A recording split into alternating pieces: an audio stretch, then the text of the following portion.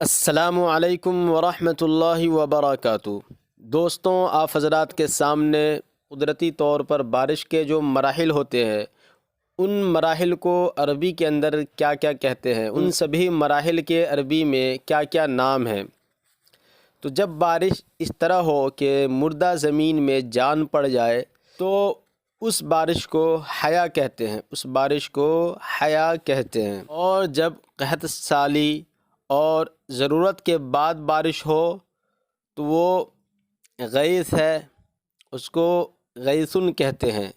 اور جب بارش مسلسل ہو لیکن سکون و اطمینان کے ساتھ ہو اس کو دیمتن اور صوبن کہتے ہیں۔ لیکن اگر اس سے زیادہ ہو جائے، موصلہ دھار ہو جائے کہ جس سے سکون نہ ہو، جس میں تھوڑی پریشانی ہونے لگے لوگوں کو، تو وہ حتلن اس کو کہتے ہیں پھر۔